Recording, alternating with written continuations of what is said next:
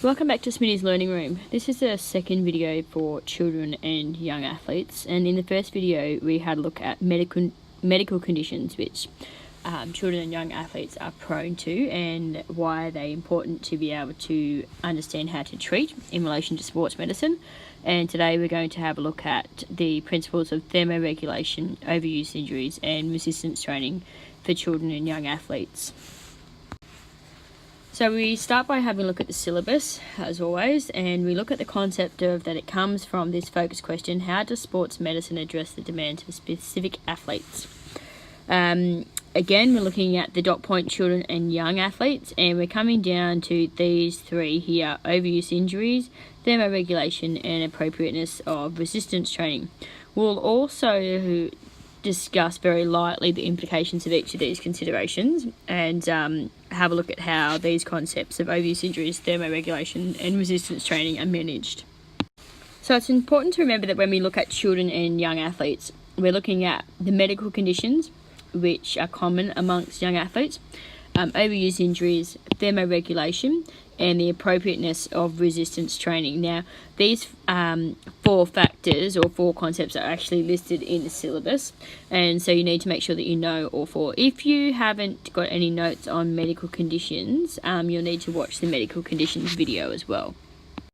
So we'll start by having a look at overuse injuries, and we know what these are because we've had a look at them when we classify injuries.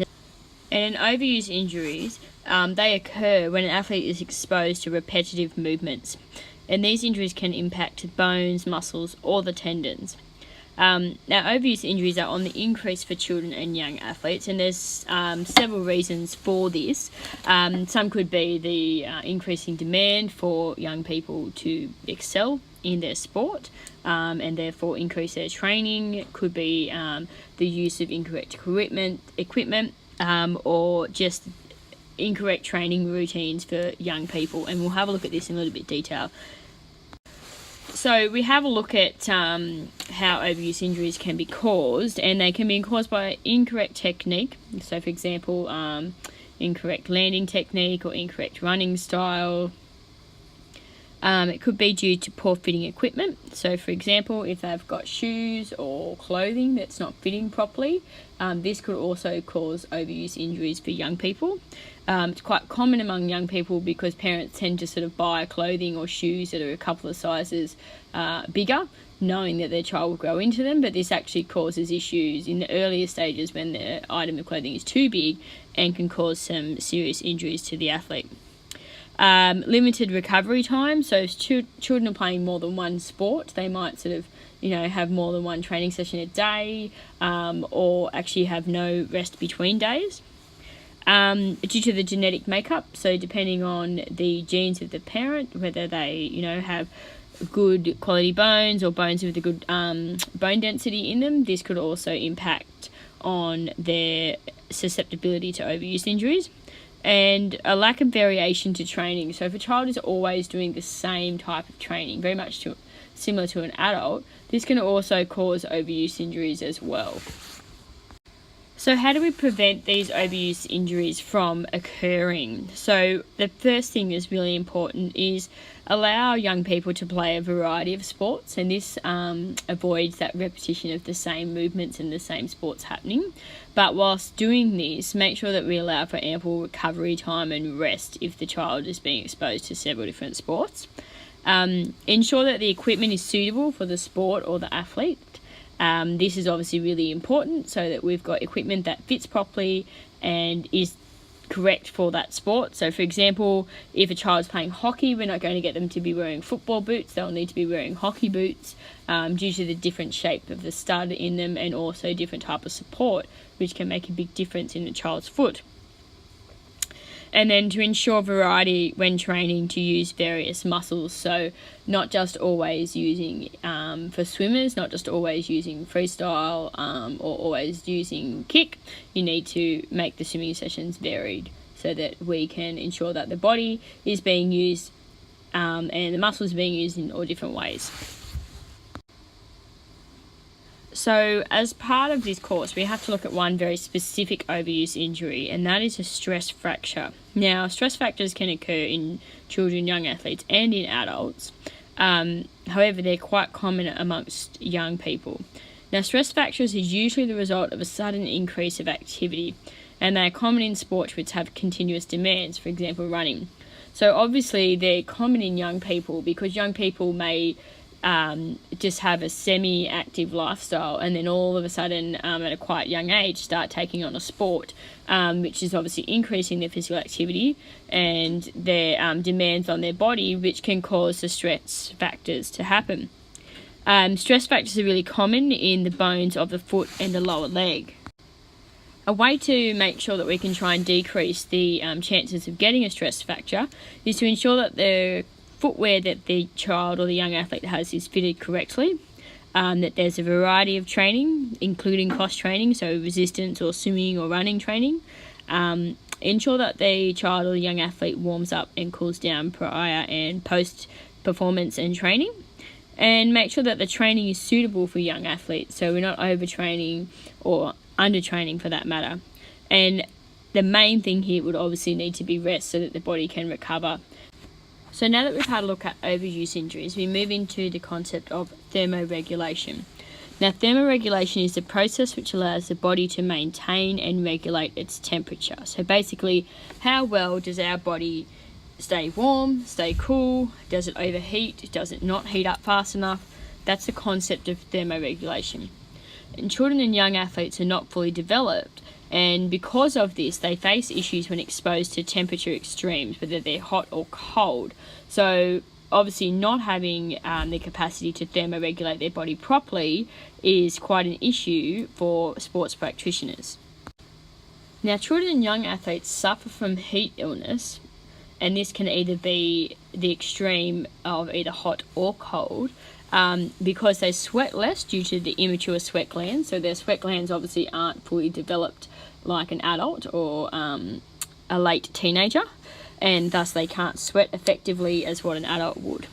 Their core body temperature increases a lot faster than what adults does, and because of that, in very hot conditions, they won't be able to play for as long as, say, what an adult would be able to. They hold heat in their body for much longer than what adults do, due to a slower acclimatization to different areas around them.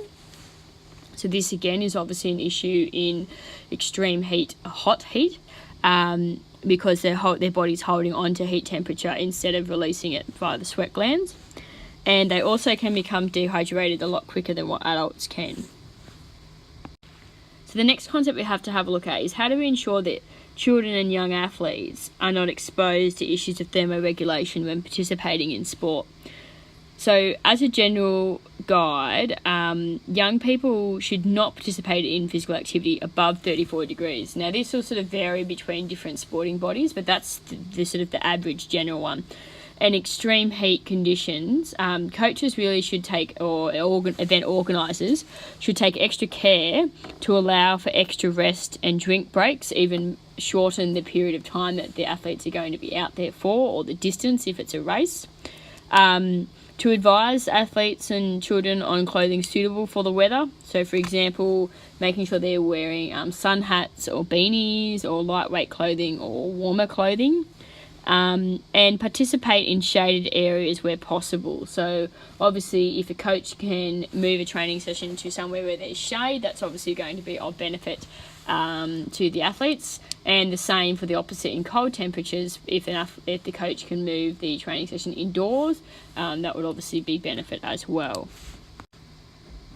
So finally, when we look at children and young athletes, we look at the concept of appropriateness of resistance training. And so by now, after we've done Core 2, we should actually know what resistance training is, what it looks like, and how do we use it within training programs. Now, when resistance training is done properly with young people, they can have a lot of benefits when it's combined with their regular training routine or some cross-training.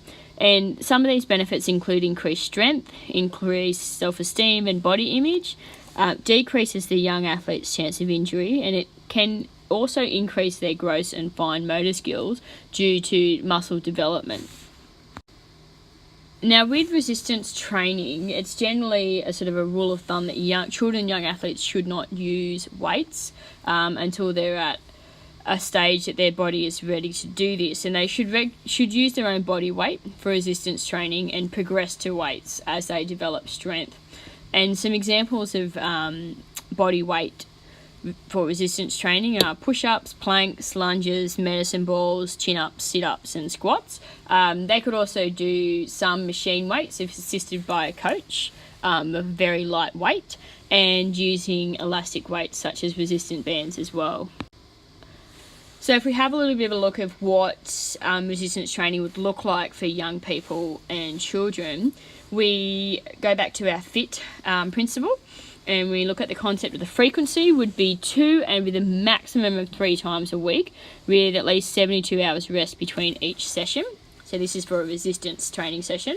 That the intensity would be 8 to 16 reps per set, and the athlete would probably participate for about 30 minutes, and this would probably look like 1 to 3 sets of 3 to 6 exercises. And as we mentioned before, the type of exercises that they should be doing is body weight, with Swiss balls or medicine balls, and elastic stretch cords. Now that might change as the athlete develops further and becomes stronger, but it should start with body weight and working on technique rather than adding weight straight away, as this can cause injury or even overuse injuries in young people if they are doing the correct technique, especially with weight. So in summary, it's really important for you to be able to understand what are the medical conditions that children and young athletes face. So that's asthma, diabetes and epilepsy, and what are some of the overuse injuries and how do they come about amongst young people, so including stress fractures.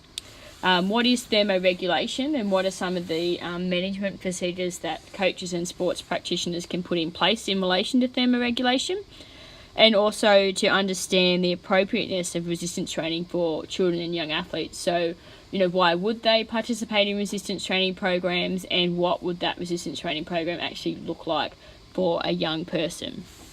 Make sure that if you haven't already got notes for medical conditions, you make sure that you do medical conditions as well as this video with overuse injuries, thermoregulation and appropriateness of resistance training.